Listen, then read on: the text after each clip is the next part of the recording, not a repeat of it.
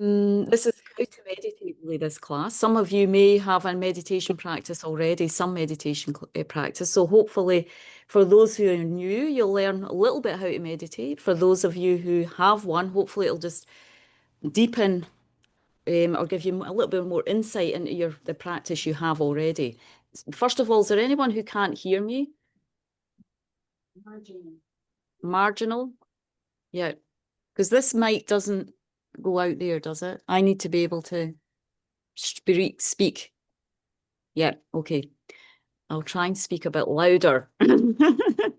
Maybe if you're, maybe, do you want, maybe we could bring the seats down a little bit just to get seated where you can, because it's going to, when I'm meditating, it's very hard for me to speak loudly and I can see you're going like this all the time.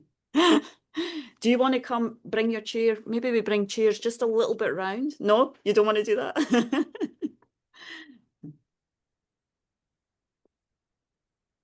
Because once we start meditating, it's difficult for my voice not to get, it's very hard to meditate and project your voice. So it might be easier if, for those of you, if it's not clear already, to come a little bit closer, please. Yeah, yeah.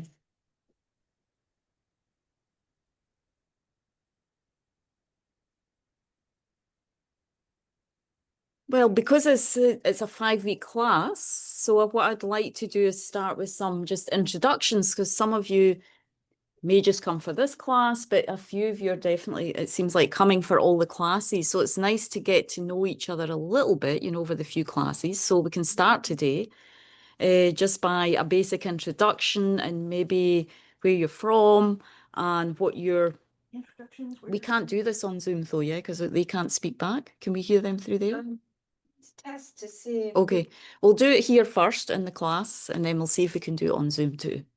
So yeah, just a little bit about who you are, where you're from, and maybe what you're hoping to, where you are at your meditation. Are you completely new, or if you have some practice already? If you don't mind sharing that, that gives me an idea. Just gives me a sense of like where you are already, and what might be the best benefit, because there's so many ways you can go in meditation. There's so many different types of meditation. So hopefully can sort of pivot to the place where generally you all are, as we move into the classes. So first of all, me, as I mentioned to a few of you who arrived already, my name's Angie, and I'm Scottish. So I'm Scottish. That's the accent. It's not Irish, it's Scottish. But don't worry, I don't get offended if somebody calls me Irish or English. It's okay. Some people do, I've been a Buddhist nun for 28 years. So I met Buddhism in Nepal and India when I was in my mid-20s. I went there to meditate on what to do with my life because I was at a big crossroads. I'm like, been to university, done all that, been traveling, done with that now. So what do I do with the rest of my life? So I didn't have any meditation practice when I landed there. And I happened to do a 10-day introduction to Buddhist course in one of our centres in Dharamsala, which is north, where His Holiness the Dalai Lama lives in India. And, after doing a couple of those, it just kind of dawned on me, well, maybe that's what I want to do in my life. I want to study and practice Buddhism in a more sort of focused way, in a deeper way. And of course, becoming a monastic kind of simplifies your life, to some extent. And allows you that, gave me the space and freedom to be able to really focus on developing the mind, developing the heart and basic Buddhist principles, and ideally all the way up to enlightenment, and that's what they advertise in Buddhism. You can get enlightened, So yeah, what brought me to Buddhism was really just this desire to meditate, and to clear my mind. And I think that's where we often all start with spiritual practice, especially in the West. I didn't go to India because I wanted to study Buddhist philosophy. I wanted to meditate. And then it was like, wow, the philosophy is so amazing. It's all about the mind, and how you work with your mind and develop positive states of mind, reduce the negative. So it's very rich. It's incredible, the resources we have coming from the East now, especially Buddhism, the Buddhist teachings. We're very fortunate, I think, to have access to these and however much we can take in. So So hopefully I can help a little bit with meditation with you over the next few weeks to develop your own practice, or just to give you a little bit insight into how important meditation is, you know, I think for all of us, especially in these challenging times. There's a lot of change, uncertainty. We've all got personal challenges, there's global challenges, there are environmental challenges. So I think we all recognize the need to be able to deal with that, you know, with our own, in our own minds and our own hearts, you know, because it feels like there's a lot out of our control, right now. A lot we just cannot shift out there. It's not possible, you know. So how do we deal with that? And hopefully through working on our mind, you know, that's meditation. So yes, so that's just me in a nutshell. You'll probably get a bit more over the next few weeks, but that's in a nutshell. And I have been here in the States the last 20 years, over 20 years. Most of my monastic life has been in the States. And a few years back in Scotland, but mostly in this area actually as well. Went to a couple of other states for a short time, but mostly in this sort of Capitola, Soquel, Santa Cruz area. So let's, if we could go round and just give, you know, your name, again, your name, you know, where you live and kind of where you feel you're at, you know, or what you want to get from this practice, you know, based on where you're at from this class. I was hoping that you. Are you comfortable to start? Sure. Great. Could we close the window? Yeah. Is it gonna block the air? We have central air, so I think that it's noisy out, right? It's noisy. There's always a bit of work going on somewhere, yeah? Yeah. It won't be like this. This is the one that I noticed is open. Yeah, Can I close it? I can get it. I can. Okay. It's amazing how windows block noise. A Yeah. little bit better. Better, yeah. Yeah. It's not as raw. It's a bit muffled now. Muffled's better, yeah. Yeah. So I'm Nancy Drinkard. I've been in Santa Cruz for over 40 years. Have traveled to Bhutan in Nepal years ago. Just taken by the practice, but never did anything about it. And now with the current political order, I'm having a difficult time trying to stay concentrated. Yeah. Okay, thank you. I'm Brad, husband of Nancy. Live here currently in Santa Cruz, been here for 30 years, I suppose. I'm here today to learn about meditation, Buddhism meditation, and hopefully find a path to, of course, relaxation. Mm-hmm. That's what I'm hoping for. Okay, thank you. I'm Connor. I'm here in Santa Cruz, and I have had a sporadic meditation practice for the last couple of decades. And I'd like to learn it more. Okay, good. Hello, I'm Farah Salahuddin. I've lived in Santa Cruz for 7 years. I'm originally from Pakistan. My father is Indian, my mom is Afghan, and this last year I've been back to Pakistan several times. I became interested in Buddhism because I was picking up on a revivalist sort of tendency that, or cultural revival that's going on there with Gandhara Buddhism, and because I grew up in the Sufi tradition, you could say, or as a Muslim. Mm-hmm. So I think for me, Buddhism and Sufism are just two sides of same coin. Mm-hmm. And Mm-hmm. seek God through love in one tradition and through light and mind in the other side. So I'm just learning the Buddhist tradition Mm-hmm. these days, or trying to. Yes. Okay, thank you, Farah. Thank you. My name is Diane Valencourt. I've lived in Santa Cruz at least 30 years, approximately 30 years. The reason I'm here is I'm looking to reground myself. Mm. I call myself a Buddhist by osmosis, Mm-hmm. which means my partner had been a Buddhist for over 40 years. I lost him 3 years ago. Mm, And mm, I've lived with a Tibetan Buddhist nun. I'm familiar with the cultural traditions, but I've been very resistant to mhm, meditation. But mhm, I really do feel I need to reground. mhm, mhm. I'm Dave Baxter. I've been living in Santa Cruz County since '92. I have a burgeoning meditation practice, and I've really felt some connection to some of the Buddhist teachings that I've been exposed to, and I'd like to deepen that Mhm. through here. So, yeah. Thank you, Dave. Thank you.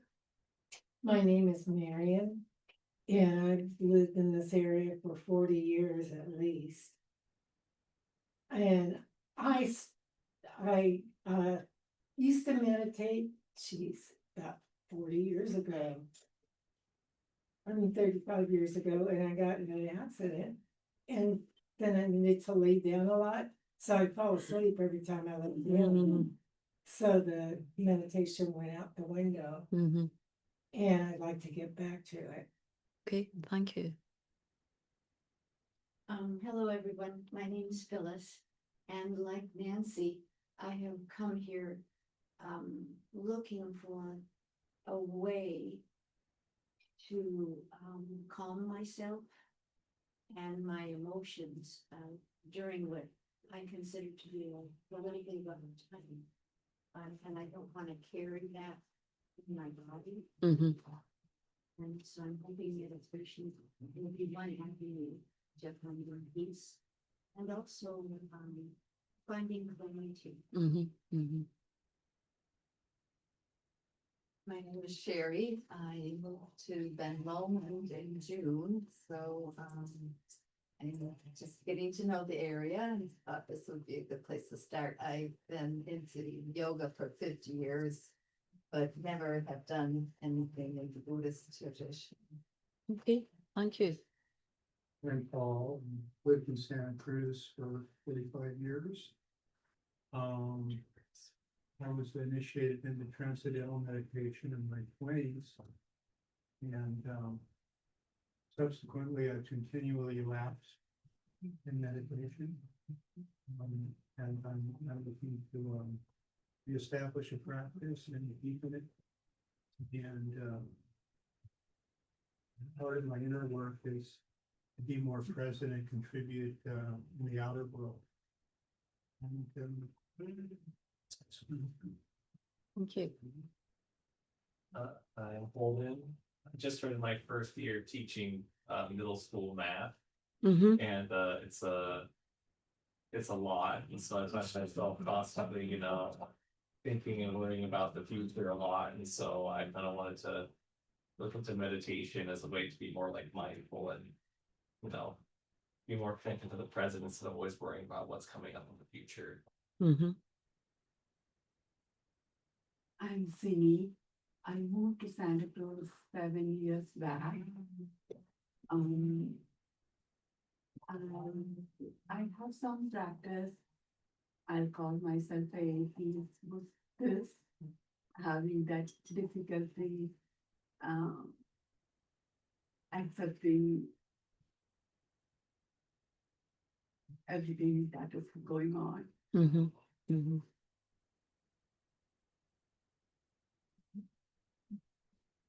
My name is Joanne, and I've lived in Santa Cruz almost 40 years.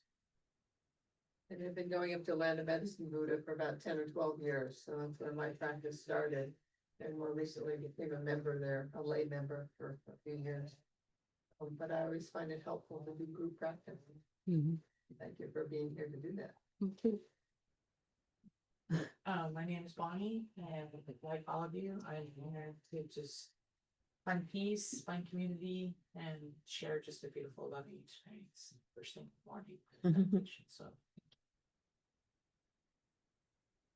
For those of us online, I'm just curious, would they hear online? What was, Here. okay, they can hear. It's always a bit more dynamic, technically, when you have online and in person. It's a lot to navigate. Let's see if we can hear you now. How about, I don't know, anyone who wants to unmute? Go ahead, go for it, try it, let's try. Someone there is Hi. in the center. Who's, I don't see the name. Jeanette, Stan. Stan. Hi. Oh, Stan. Maybe we ask Stan. Yes. Hi, Hello. Stan. I'm not sure if you're hearing me Not okay or hearing. you're not hearing me. Oh, I'm talking now, but you're not hearing me. Oh, here. I hear you. Okay. Well, I'll begin to say that, one more second. One more try. okay, I'll continue talking to see that you have, He doesn't realize that we don't hear him. I do realize He does, you yeah. don't hear me. You know we can't hear you, Stan, yeah? Yeah. We're just giving it one more try. And if we don't do it this week, you'll need to hang on and introduce yourself next week, because then maybe we'll work it out by then. Okay, I'll continue talking so that you. Oh, This is from my computer. I don't know if it's working yet. As I continue to test. Okay, you are hearing me now? Yes? I'll take that as a yes. Yeah. Okay. Well,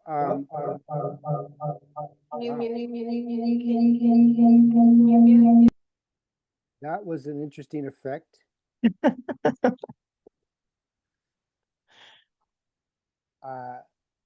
Don't know if I should continue. Yes, I'm talking. Okay, yes. Well, I've taken several teachings with Venerable Angie in the past year. I've been studying Buddhism for a couple of decades. I took refuge about 15 years ago. And so I have a meditation practice established that's quite rewarding for me.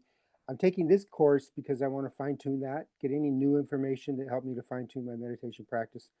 And I'm very extremely happy to be here taking these teachings. I hope to come in person next week, but I couldn't make it today. So welcome to everybody else. And Venerable Angie is fantastic, so I think you'll notice that right away. And welcome to the class.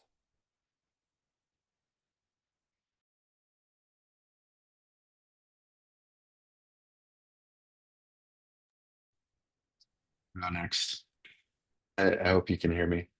My name is Josh. I moved out to California about 12 years ago. I'm originally from South Dakota. When I was in my early 20s, I had friends in the Lakota Sioux reservation, so I was into Native American Lakota spirituality.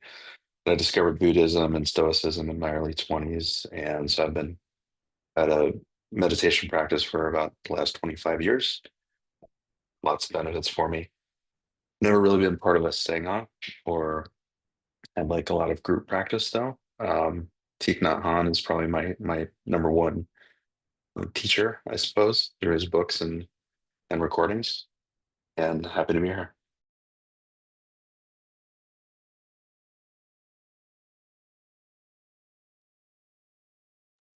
next.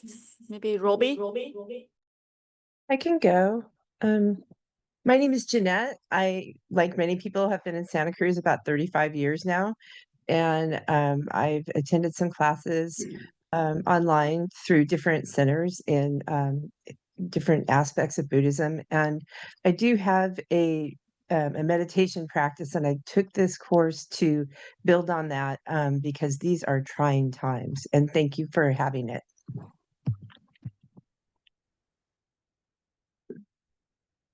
I can go next. Hello, my name is Robbie.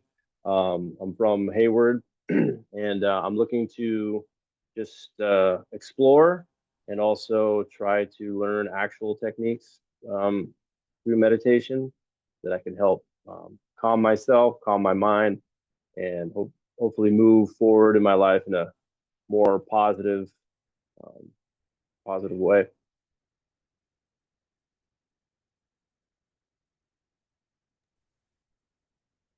Hi, everyone. I'll go next. My name is Irina Kalinin. Right now, I live in Canfield, California, which is about 30 minutes north of Golden Gate Bridge. And my first introduction to meditation and Buddhism was about 7 years ago at Vajrapani Institute. I did a meditation retreat. And since then, my practice has been sporadic, but in the last 8 months, I've had a daily practice. And I'm taking this class to go a little further because I think structure really helps.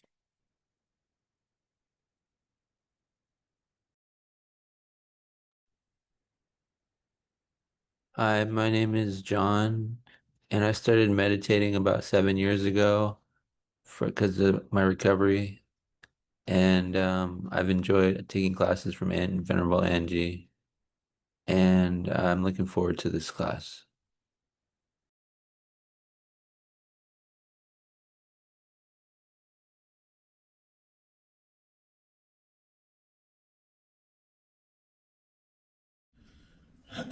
Awana.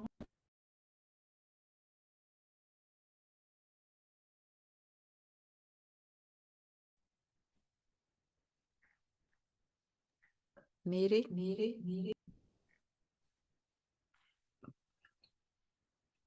Can you hear me?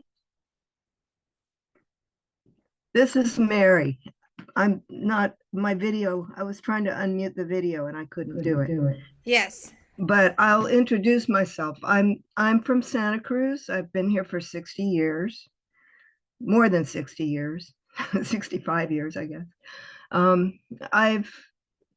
I've practiced various kinds of spirituality all my life, in that my mother was a Sunday school teacher. And so I started out in Sunday school as a child, in various forms of yoga as I aged, and as a teenager. I was deeply involved with the Native American church for many years. I also studied Tai Chi and then studied acupuncture. And during the acupuncture studies, I was fairly deeply involved with Qigong. Throughout all of this, one would think that I would have naturally developed a meditation practice.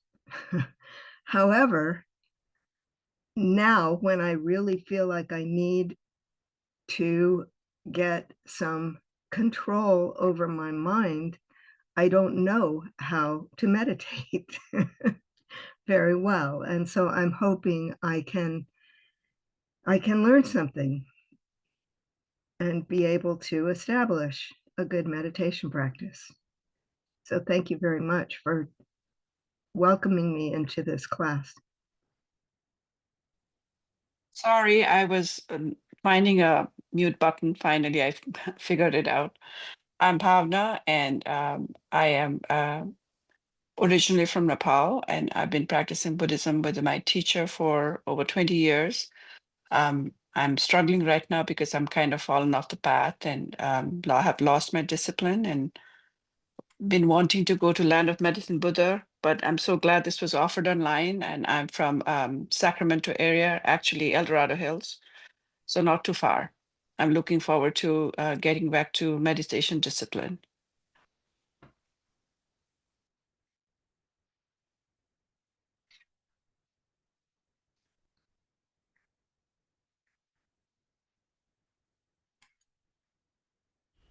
Carolyn or Vicky, would you like to say anything?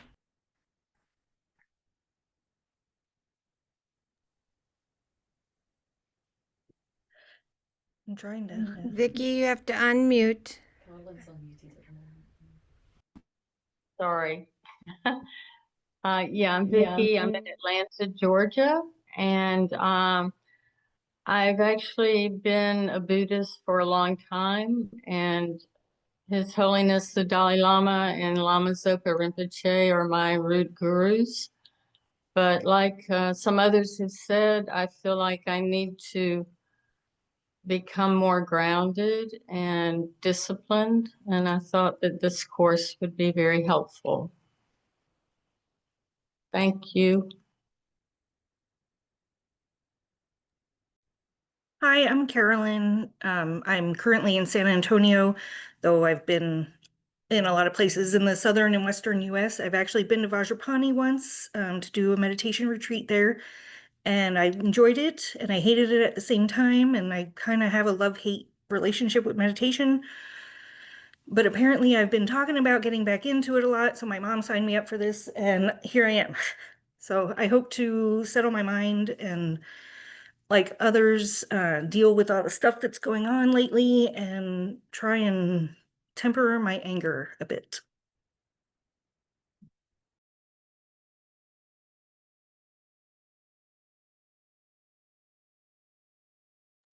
Irina?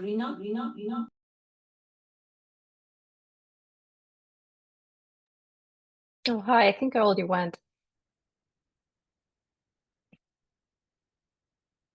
And you're muted, Angie.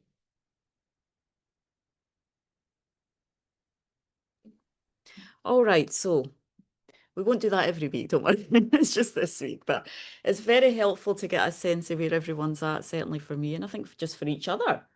We're all a little bit on the same page, you know. It's very hard to deal with what's going on right now in the world, you know. So, but in some level, that's really good, right? Because it causes us to look at our own stuff, you know. So in the Buddhist path, problems are good, you know. Outside problems, which we really, outside conditions that we label problem, shows us the limitations of our mind, where the work needs to be done, right?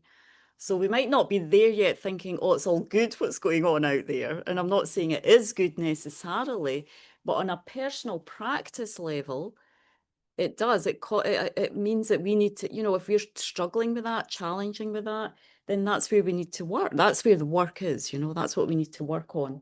And it signals really that we need to do meditation. You know, we need to take responsibility for how we are dealing with this stuff. So we don't make it worse, you know. We can't affect things out there, but the purpose of meditation is to have a mindset that we can work with the stuff out there, you know. We can still benefit when things at least not harm, and hopefully even start to benefit even when things are really difficult out there. So just recently, there's one Lama, I don't have a personal connection with him, but it's very inspiring when you hear something like, you know, this great Lama, Garchen Rinpoche. He has an institute in Arizona. And I heard just briefly about his life story, how he, like many other Tibetans, he was, you know, they had to leave their country in 59. So he was put in prison for 20 years. And he said, it caused him to really focus on his spiritual practice. You know, being in that place. What else can you do? You're in prison. You have no control over anything. People have complete control over you.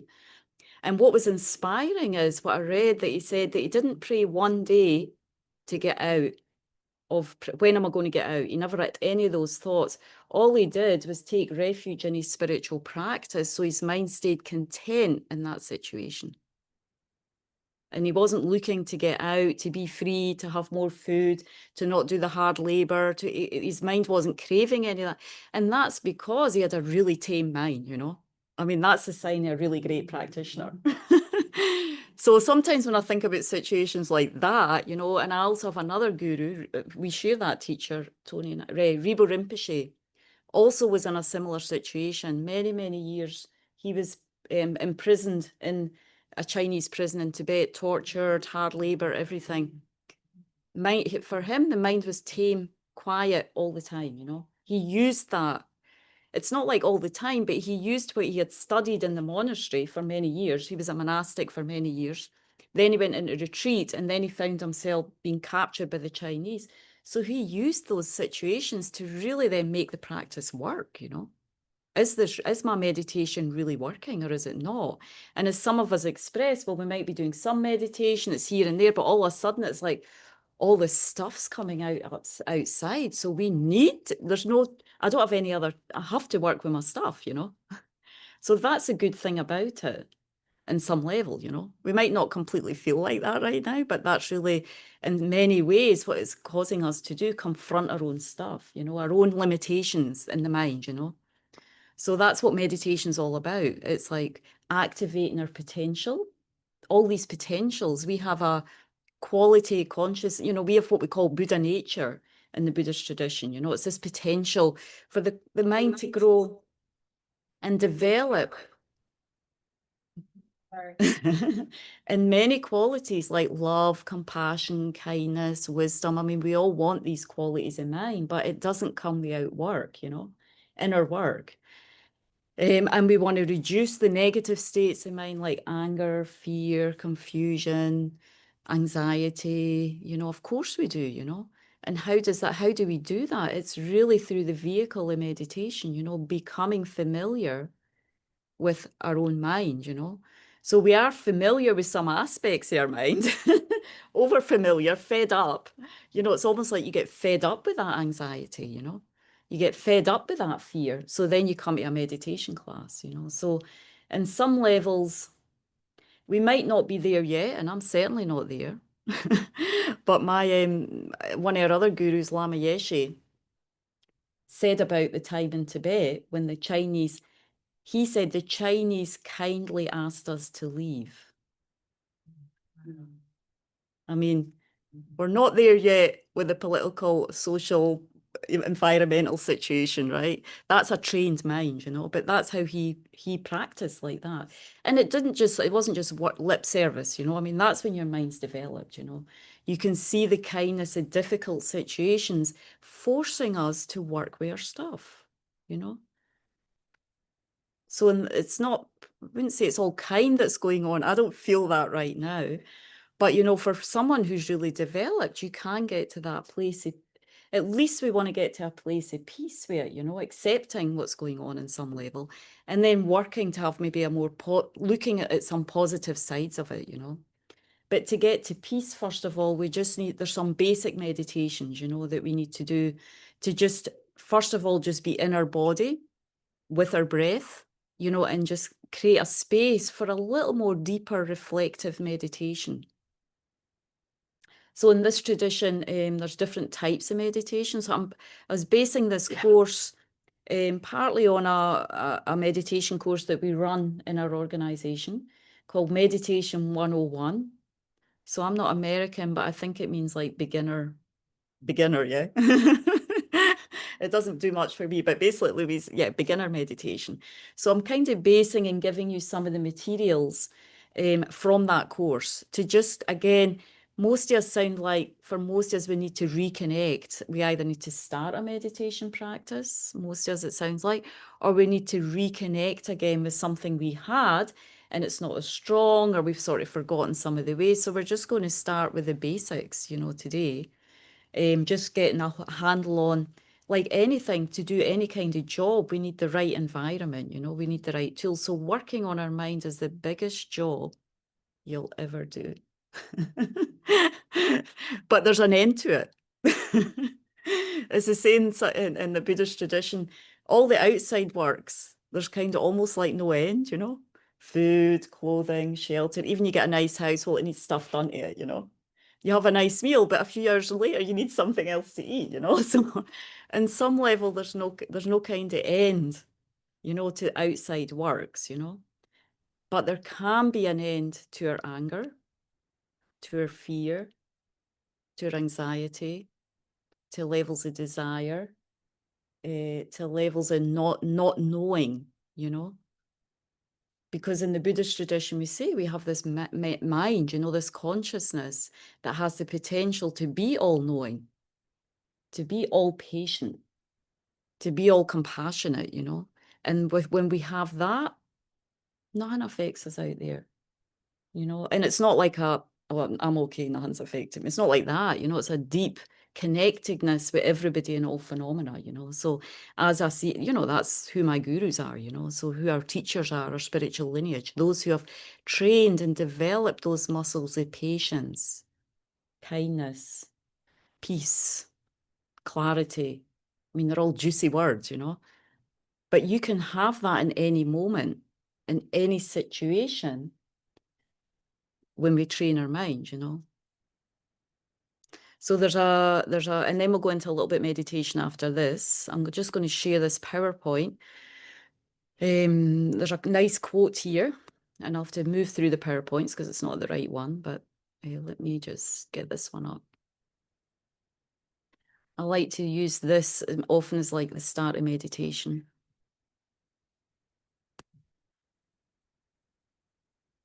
So Shanti Deva, Shanti, if you've been to India, Shanti means like peace, peace, you know. So Shanti Deva was this great, a great practitioner, yogi, scholar, practitioner, hermit in the 8th century. And this is actually, it's kind of coming, this quote's coming on the back of this kind of fable or myth, I think, where a king, you know, he decided that he wanted to, you know, many, I don't know, thousands of eons ago or whatever, you know, he wanted to walk over the earth, you know, and he decided he wanted to go travel all over the earth. But at that time, you know, they had just bare feet, you know, so he was like, well, you know, he was noble and royal, and he says, well, I can't walk anywhere where it's going to hurt my feet, you know, I need to have the ground covered wherever I go. You know, so he was trying to talk with his ministers about wherever I go, the ground needs to be covered. So one minister came up with the idea of like, but if you cover the soles of your feet, then wherever you go, you'll be comfortable. We don't need to cover the whole earth, so you walk here and there and everywhere. That's an endless task, eh? So similarly, in this quotation, you know, where could I possibly find enough leather to cover the whole surface of the earth? But with leather just on the soles of my shoes, it's as if I covered the whole earth. It's as if the whole earth were covered. Likewise, I cannot dispel outer things. So what we're talking about here, how much control do we have of what's going on? I mean, even with our partner relationships, we can't really affect that much what's going on in their mind, right? A little bit, through example, through our own energy, you know, even at school, kids, all that, you know, all these things. It's almost impossible to really have, you know, a deep effect on others' mind. We can at some level when we're developed ourselves. But if I contain my own mind, you know, if I contain my own emotions, figure out a way to work with them, then I don't need to cover the whole of the earth, because wherever I go, I'm going to be peaceful. So I remember when I was quite new to the Dharma, this really, somehow even when I'm still, you know, we're all beginners. One always has to see oneself as a beginner, you know. So even when I think about this, it really affects my mind, you know, it's like, it's so true. It rings through, you know, it kind of highlights like the work needs to be done by us, you know. So this is really the key point in meditation. In some level, coming to an acceptance that there's not a lot we can do to affect things out there. And what we really need to do is, as we are doing when we come to this meditation class, ideally from our own will, mostly, is to take responsibility for our own minds, you know, our own stuff. What particularly is harming myself and others right now? What states of mind are harming me? Maybe harming my partner? Maybe causing me not to be able to deal with situations, you know, what's that I really want to look at and work on now? So hopefully in this course, we get a little bit, you know, 5 weeks can't promise liberation and enlightenment, freedom, complete freedom from anxiety. If you're not possible, you know, after 25 years, not possible. But insights into how you can, you know, start to work in your mind, maybe some inspiration to continue to meditate, you know. So, and unfortunately, we're in an area where there's so much meditation available, you know, so many centers. We already have Land of Medicine Buddha, Vajrapani. There's centers, you know, here you have meditation. So it's like, it's wonderful to come here and feel like there's a lot more support I can continue to get, you know, if I really want to make this determination to work on my stuff more deeply, you know, more consistently. Sounds like a lot of us want to be more consistent because life takes over, situations take over. But we need a consistency in our spiritual practice. So today for the meditation, what I wanted to start with really is just working through, starting with where we start in meditation is starting with our posture. So we're going to do, for about the next half hour, some meditation. The class always goes quite quick, especially because we had a lot of introductions there, but a lot of us, we just want to meditate, you know, so let's just start with about half an hour of meditation, you know, about 20 minutes or so of meditation, maybe.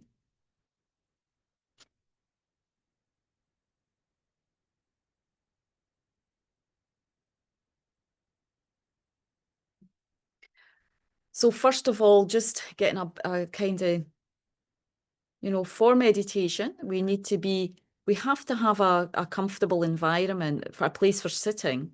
We need to find our happy place, our posture for meditation.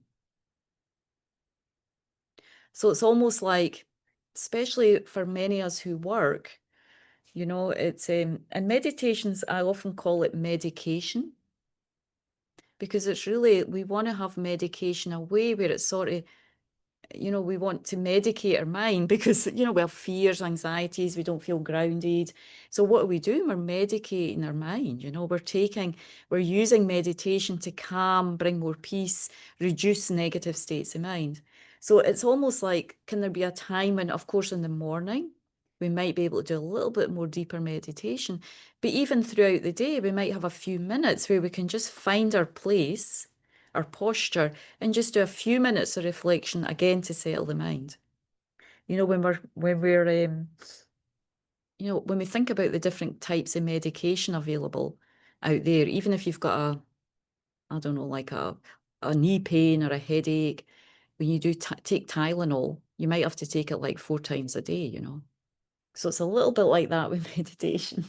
We need to do it regularly to kind of ease the pain, you know, of what's going on in the mind. So again, so if we find a place, eventually it might take a few classes, but finding our posture. And the posture very much supports the mind becoming clear. So I'm going to give you away with you this week some handouts, 2 or 3 handouts that you can look over for next week with the posture and with these couple of exercises that we're doing, so you can possibly practice them next week as well. So first one is, just finding our posture. So I'm just going to take us through a little bit the main points of the posture, and then we're going to do a scanning of the body meditation again to just reaffirm, go over again the posture. So first of all, just bringing our awareness, our mind's eye, to the crown.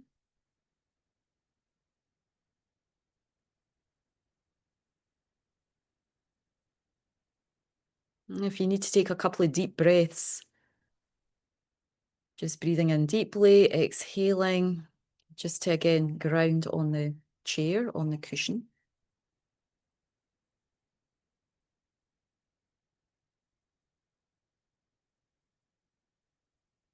And that way we also connect with the breath, being aware of the breath, the breathing going naturally through the body as we just check our posture. So the crown is, generally we have it, it's almost like an arrow, you know, it's pointing up. We want it tilted up towards the sky so that the chin naturally tucks under.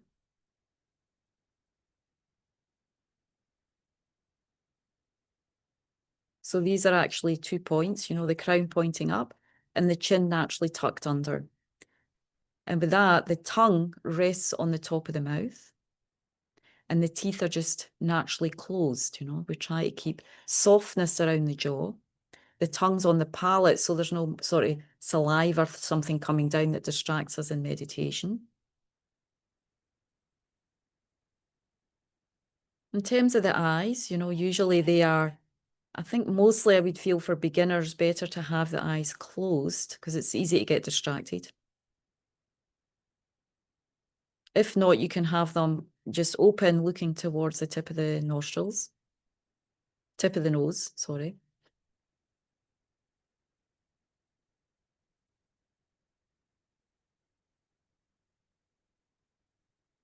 Then back of the spine, we go down through the spine's the most important, from the crown all the way down back of the neck and down to the sit bones, that spinal energy down the back. So main thing is this kind of straight energy on in the back.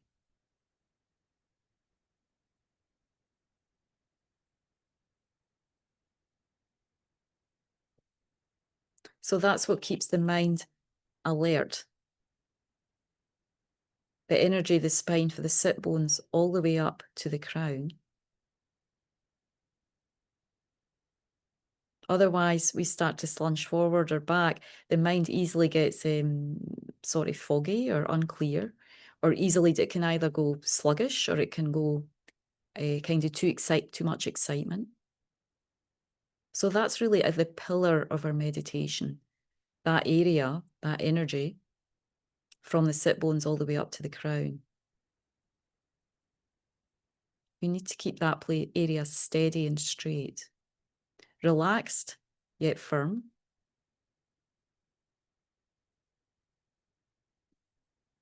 Then the shoulders are the chest is open, shoulders are down the back. Again, the back of the neck's open.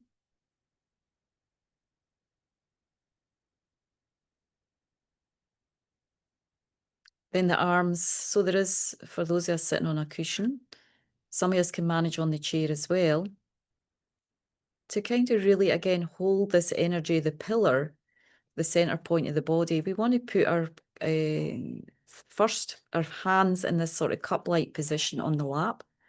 So I'm going to, so you have left hand cupping and holding the right hand, and then the two fingers, two thumbs are joined. This actually is the imagery of flame, you know, you see it's like a flame, and that rests on the lap. And what's that doing on a more subtle level is activating more subtle energies in the body and helping to feel this sort of pillar-like energy. It's called the central channel that runs in our more cyclic body, that we will go into a little bit more in the course, but just holding, if we can get that position there, with our hands. Then the hips, sit bones are on the cushion or the chair.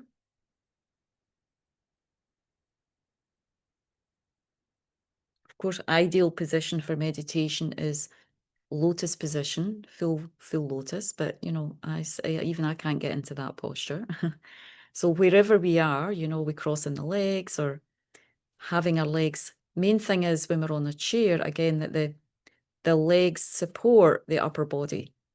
This kind of pillar-like energy through the spine, up through the crown, back of the neck open, chin slightly tucked under.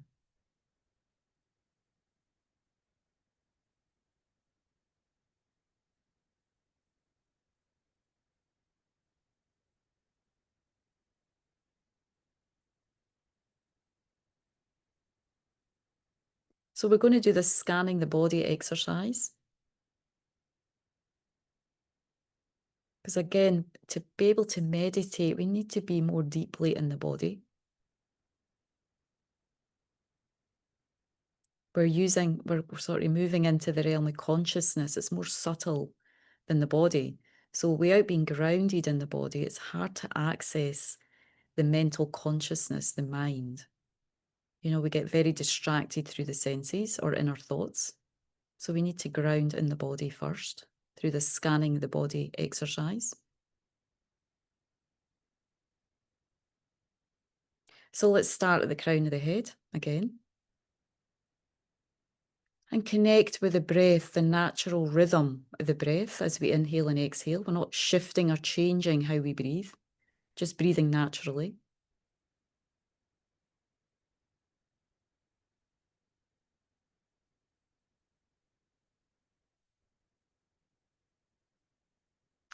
And just be with the any sensations there is around the crown of the head right now.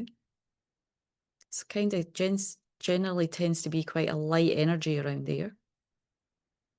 So just feel and be with that energy around the crown for a moment.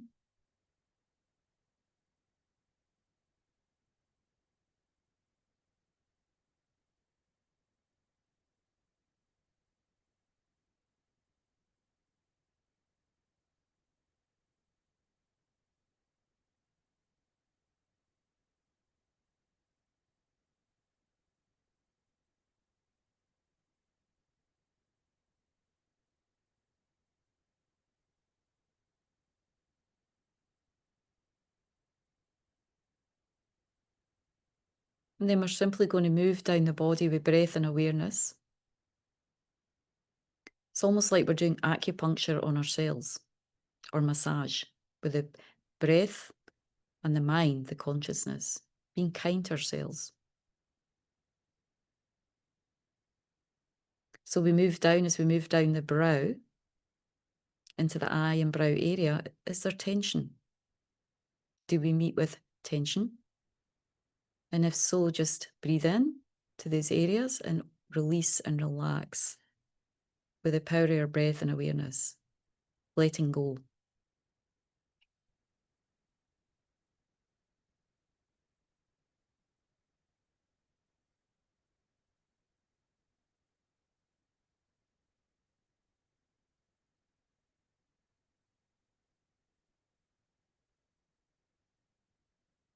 So we move down the body, we move into the area of the jaw, again, very common place where we hold tension.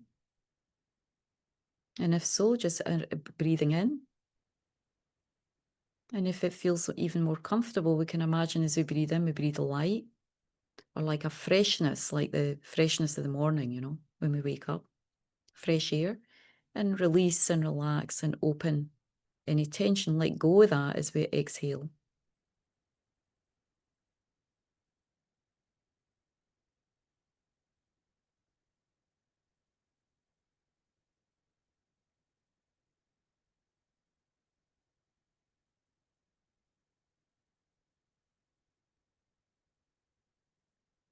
Moving our stream of awareness.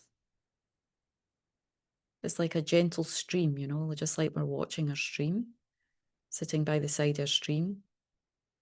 Like that, our stream of awareness is moving down the body into the neck, inside, outside of the body.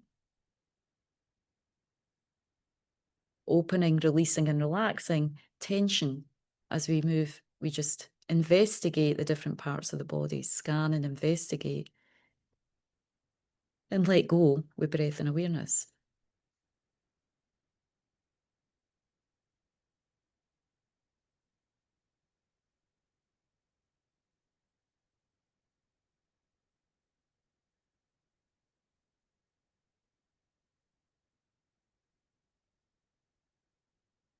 Moving down through the shoulders, both shoulders, the openness of the chest. Is there a way through breath and awareness we can just open more slightly in that area?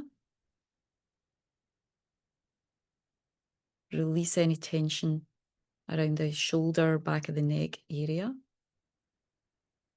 with our own breath and awareness.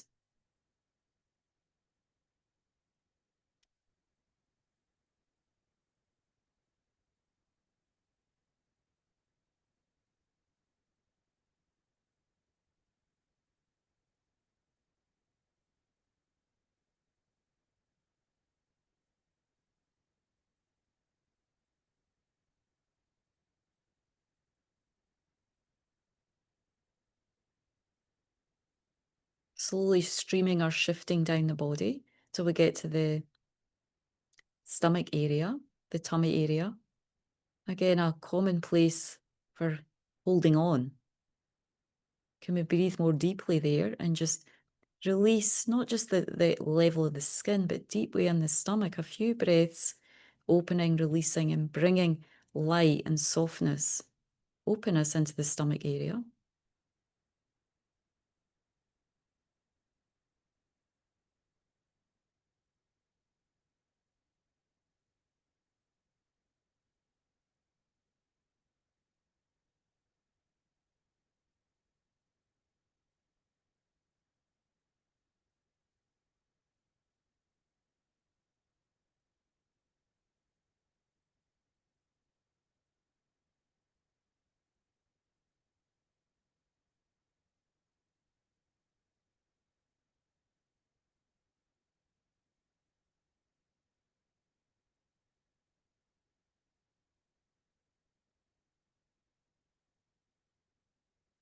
Then we move down through the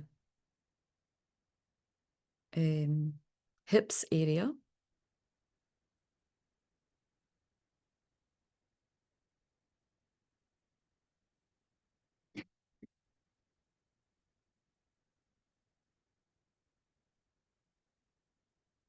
And let's spend a minute or so just being with the sensation of the sit bones on the cushion, that kind of earthy feeling.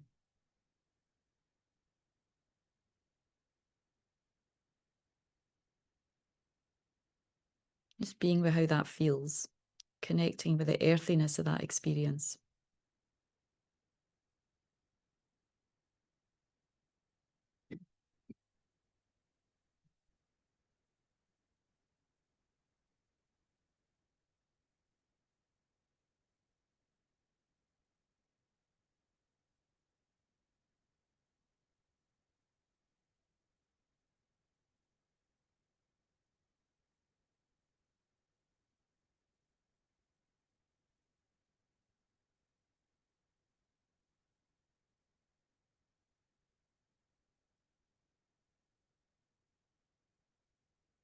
Then all the way down through the legs.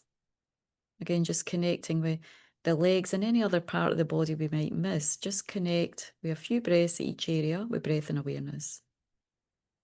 Checking for tension and using breath and awareness to release, relax, and open up in that area.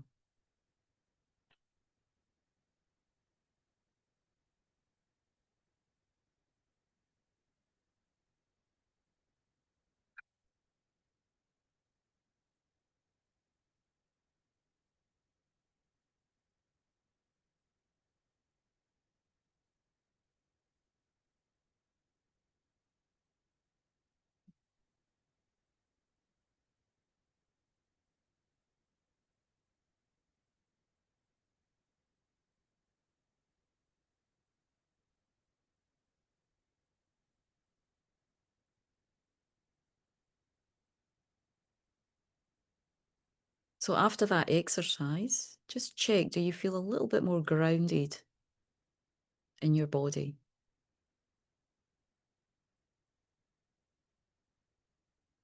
A little bit more present in your body?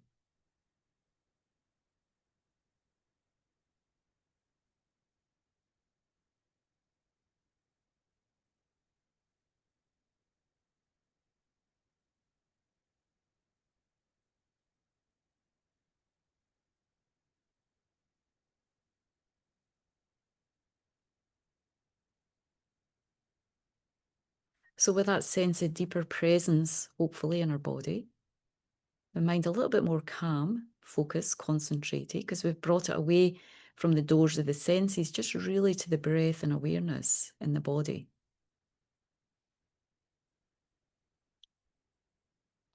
We're going to bring our attention even more specifically now, just simply to the breath.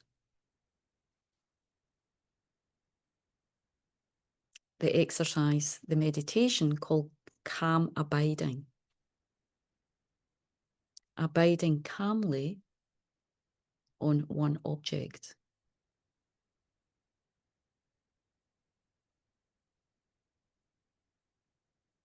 And the object is going to be more specifically the breath, either at the level of the nostrils or the level of the abdomen. So again, breathing normally for the next 5 minutes. We're simply going to try and be present with the breath. We're not trying to get rid of thoughts. We're simply trying to allow thoughts to pass like clouds in the sky while we be with the breath.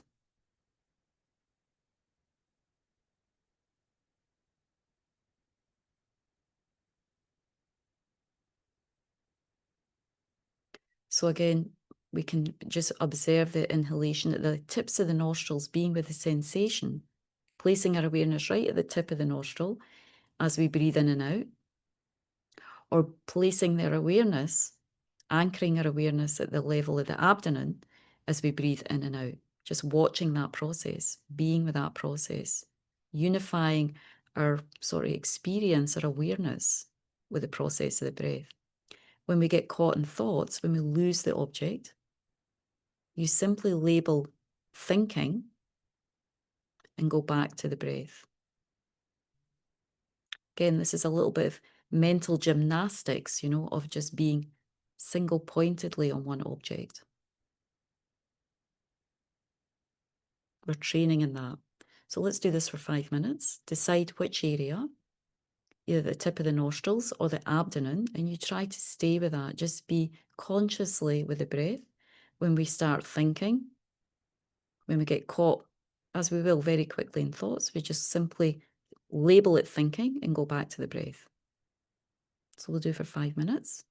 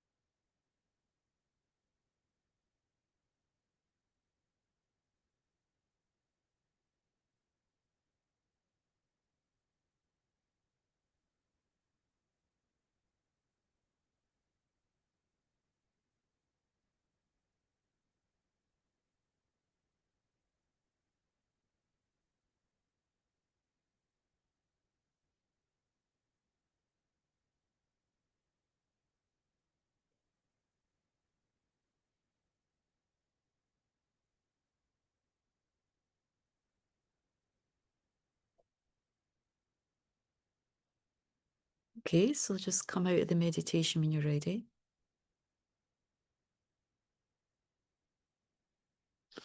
So even if our minds felt a bit crazy, that type of meditation is very like a mirror, almost like a mirror that shows you what's going on with your mind.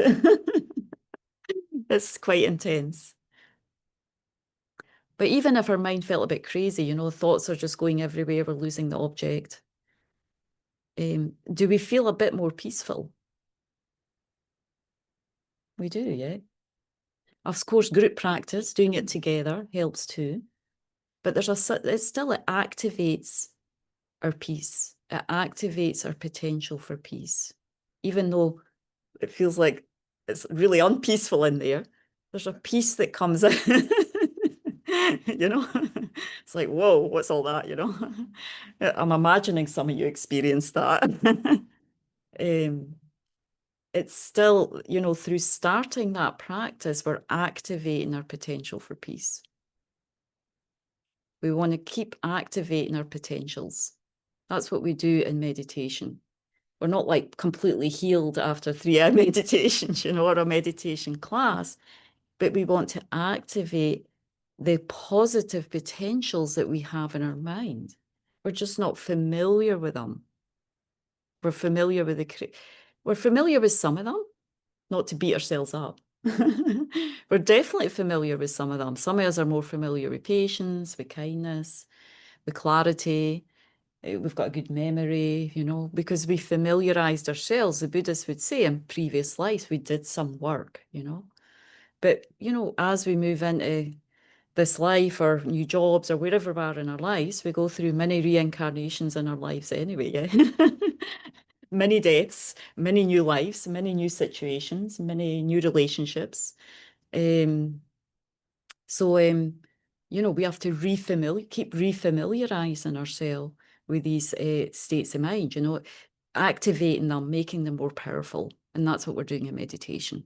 That's really what meditation is about. Getting honest about your stuff, not beating yourself up about your stuff, because that's just another, it's not activating anything, it's just activating negativity, you know. And really is trying to work with and activate. In each meditation, I've activated something there. A bit of peace, a bit of kindness, a bit of joy, a bit of love. Great. It's a great meditation then. You know, that's kind of what we want to feel a little bit when we sit on our cushion, you know, if we activated something positive to bring into our day. We might not be able to hold it for the whole day, you know. Mind's not strong enough, but it might get us part of the way through the day, you know. So just because I did promise there would be a pee-pee break, but because the introductions took a long time, does anyone need to go to the bathroom? We've only got another 15 minutes left, but if you need to go, let's just have a few minutes break, you know, a few minutes for those who need to go. And maybe I can answer any questions. Yeah, while we're doing that. Yes. Remind me your name. I'm just going to do that till I kind of start getting people's names. Connor, okay.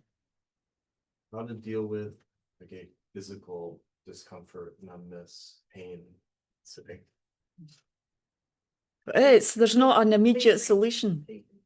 Oh yeah, sorry. How to navigate. So the question from Connor is how to navigate pain, discomfort when you're meditating, you know, so like that. Numbness, yeah.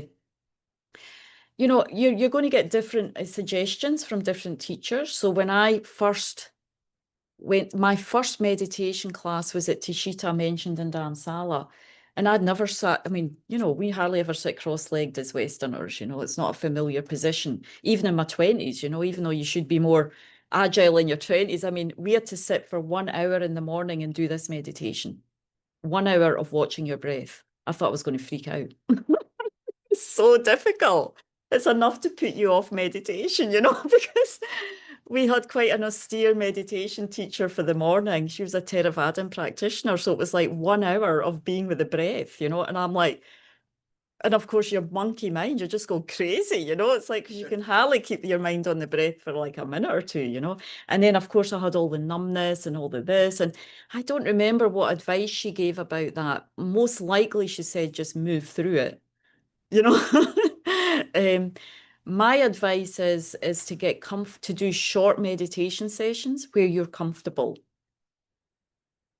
You know, so, and even if we're doing, okay, now what did we do, 20, 25 minutes? Of course, if you're not familiar with sitting like this, the leg's going to get numb. If you can just label it, you know, just like we're meditating, then there's all this, there's noise. You know, we've got our mental noise is the biggest noise, believe it or not. That outside noise is not much. Because when you go inside, it's like the thoughts or the emotions, whatever's coming up, you know, that's quite noisy. It's quite busy in there, you know. So my suggestion is if you can, just recognize it and label numbness, whatever it is, you know, does it feel numb? Is it pain? And go back to the breath. If it's not so uncomfortable that you're not going to be able to get up and you're, you know, but if you've got a little bit and you can manage it, just go through it, just be with it and just label it and go back to the, you know, back to the breath. Now, if it's getting to the point where all you're doing is focused on the numbness, then maybe you need to move, you know, and just re-begin your meditation. Move the leg, move the arm, move whatever's numb, and then just go back again into the meditation. Does that help? That answer? I think for beginners not to try and be so strong that we need to push through pain, and I don't think that, my personal view is that's not helpful, because then you can start to get, you see, if we push too much in our meditation in the beginning, we'll give up. You know, it's a bit like we're in the Buddhist tradition, you would say we're addicted to certain states of mind, you know. Not because we think maybe they're happy states of mind, I don't know, but that's just familiarity. We're familiar. So I'll just pull up another PowerPoint thing just so somebody else have share. Oh, okay. Sorry, where am I? Share. This is, no, I don't want that coming up. I can't seem to get, oh, here we go. Nope, can't get to my share button right now. So either way, in this tradition, you know, what we would say is we are, as we recognize, even when we start to do this exercise, we naturally gravitate towards the thoughts, yeah? We're on the breath, but then we'll gravitate towards the noise very easily. Is that happening for you? We're on the breath for I don't know how long, maybe half a minute, maybe less, maybe like 2 breaths, 5 breaths. 10 breaths if you're lucky. Yeah. We always think, well, everybody else is getting it. It's just me that's not. Believe you me, we're probably all not getting it, you know. So, you know, we're on there for very short periods of time. Then there's a noise. Then there's thoughts. You know, that's simply because we're familiar with being distracted through the sense doors. You know, we're familiar with, oh, there's a pain in my leg. Oh, there's a this. Oh, there's a that. You know, we're just familiar with navigating our life through the sense doors. For those of us who haven't been meditating for a while, we're not so familiar with really like being alone with our mind, you know, with our thoughts and just looking at them, using meditation as a mirror. We're not familiar with that. So that's what we want to gain familiarity with in meditation. Just getting this familiar. Meditation is, the Tibetan word for meditation is gom. And gom, when it's translated, means becoming familiar. So if we can think like that, what does meditation mean? Because there's quite a lot of, you know, we're fortunate there's a lot of meditation available these days. But when we think about, we really need to understand, well, what am I doing in meditation? You know, and definitely I would say the Buddhists, even if you're not saying you have to become Buddhist, but the Buddhists do have it very clear how we're supposed, you know, what does meditation mean? It doesn't mean going off into altered states of consciousness. I mean, eventually you will be.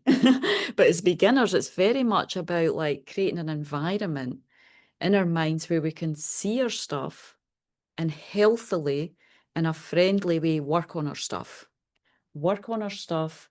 And it's simultaneously, while we're working on our stuff, we're activating positive states of mind. That's what meditation is. Becoming familiar with positive states of mind and unfriending that which isn't benefiting us. You know, it's like you activate your account, you know, so we want to activate our meditation account And we want to deactivate stuff, you know, we want to unfriend or deactivate slowly through our own meditation experience, those states of mind. And we know that we want to become, we don't want a lot of anger anymore, or anxiety or fears. So through meditation, we're trying to deactivate them, you know, in some ways, and activate the positive. So when we wake up in the morning, what are we activating? Fear, anxiety, worry, you know? No, we want to sit down and at least in a meditation place, activate our potential for peace. You know, that's what we want to do in meditation. So this meditation, calm abiding, well, that says it in the name. We want to abide. We all want to abide in calm.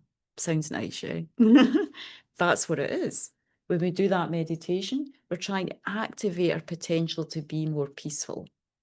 It's not the only meditation we need, but it's a very one we all, I think we feel. That's why most people are drawn to very much in the early stages of our practice. I ended up with an aversion to that meditation in the beginning because we were put through, you know, 1 hour on the, you know, as a new beginner, 1 hour, you just have to sit there in this raw way and look at all your stuff, you know, and my knees were killing me, you know, everything was sore. So I was like, I don't like that meditation. The one that we got in the evening at that course was much more gentle, like mantras, and it was just easier, you know. That one's, it's quite austere, you know, especially, so imagine I've said to you, okay, you're coming here and we're just going to sit and watch the breath for an hour. I don't know how many would come back, you know, it's like, whoa, you can't handle the pain in your mind, you know, it's too much. So yeah, we have to be skillful with our meditation practice. We have to get to know what our minds can handle. It doesn't mean that we don't nudge ourselves slightly in our practice, but not over nudging, over pushing, especially with that type of meditation, you know, because it's actually more quite an advanced meditation, believe it or not, but we need to do some of it in the beginning because it does activate a little bit more spaciousness and peace for other types of meditation. As I said, when you finish the meditation, even though crazy mind, noise, this, pain, this, feel a little bit more peaceful, yeah?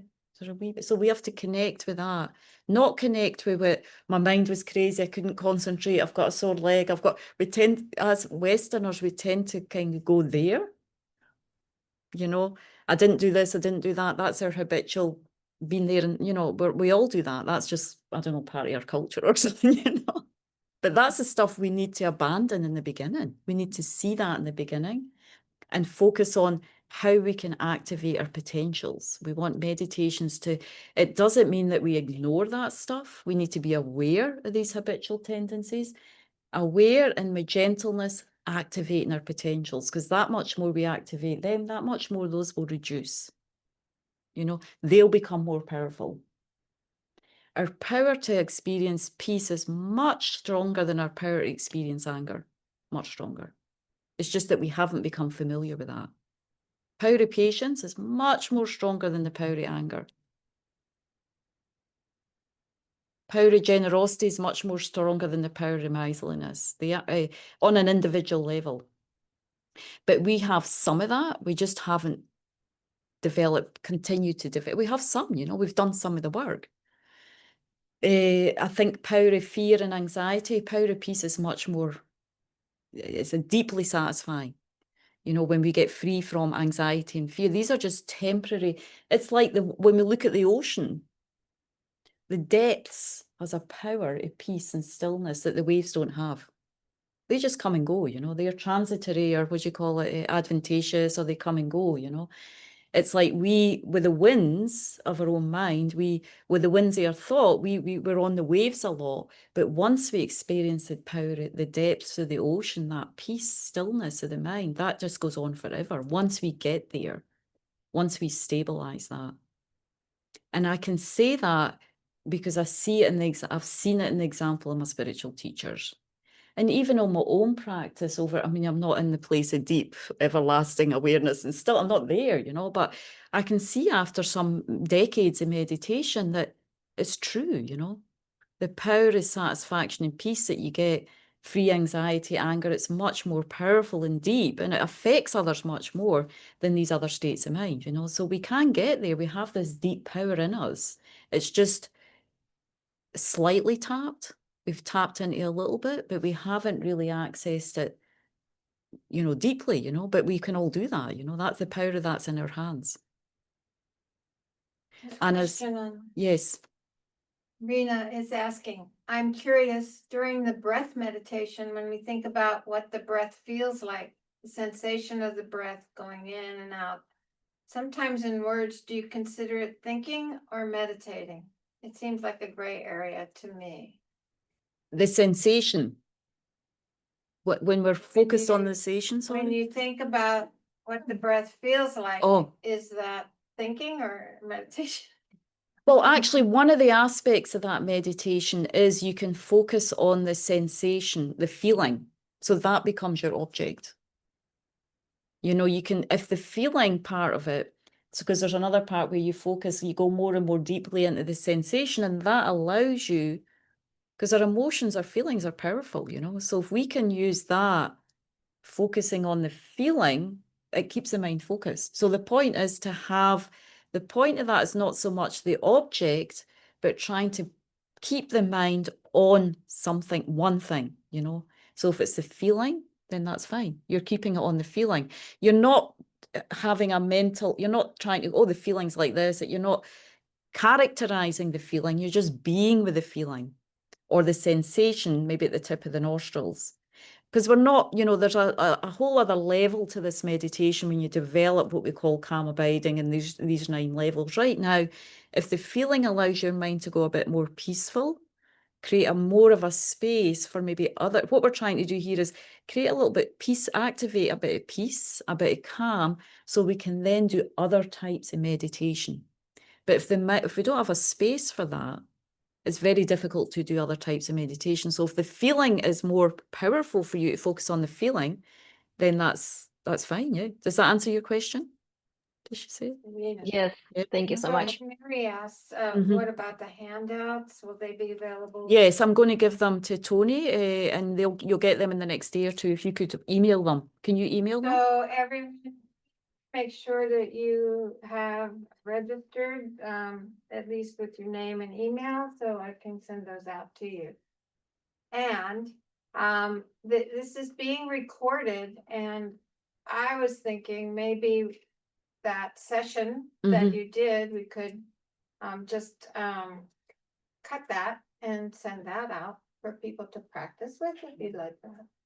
Yeah, if you want to join in on the meditation part, and just that can be very helpful to, I think a lot of us, as we often, guided meditations is really helpful, you know, it's very hard to get started. I mean, it's like anything we're learning, we need somebody to guide us, teach us, you know, and I'll tell you, working on the mind, as I said, it's a big job, you know, it's not a small job. So I thought feels like we finished very fast, but we'll have more time next week to go into other types of meditation. So next week, I'm going to hand out the scanning the body meditation, and also the breathing, that breathing meditation. We'll go into the breathing one a bit more detail next week, and maybe do a little bit of guided analytical meditation next week as well, because there's, as I say, the main 3 types of meditation we're going to cover, and even they have like sort of subcategories, you know, but the main ones are calming the mind to activate our peace, you know, analytical meditations,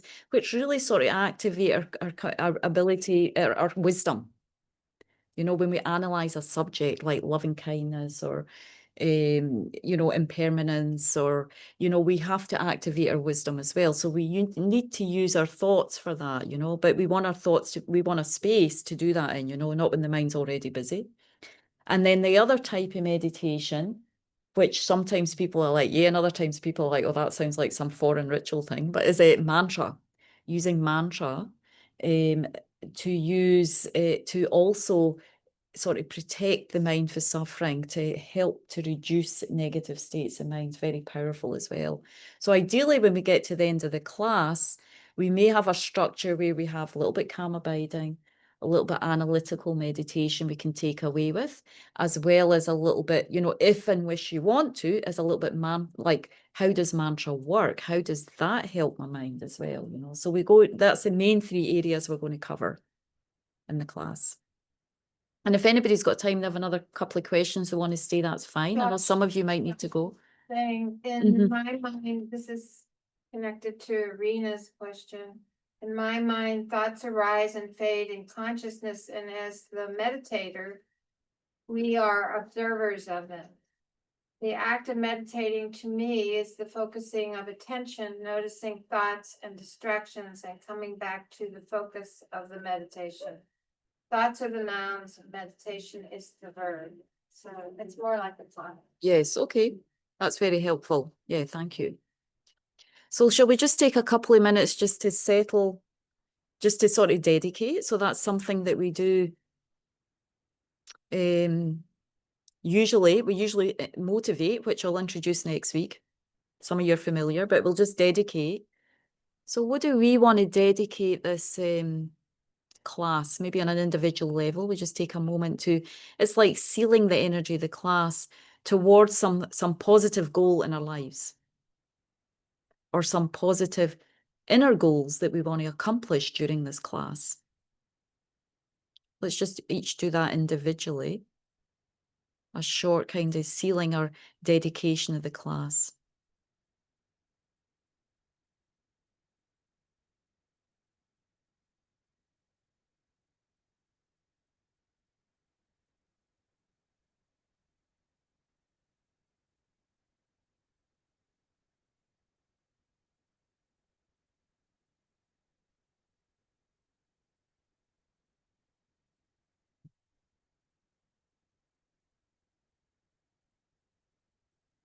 Or we can simply seal it with, may I develop all the causes of inner peace and happiness. May I awaken those within myself.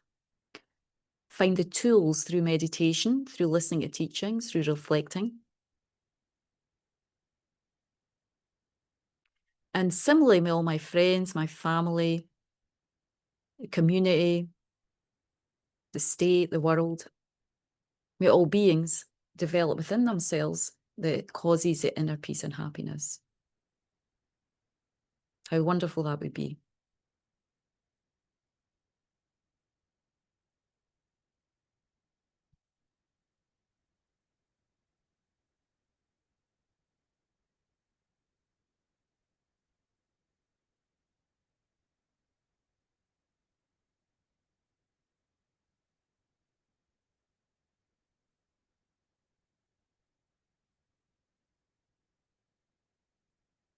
Okay, thank you so much.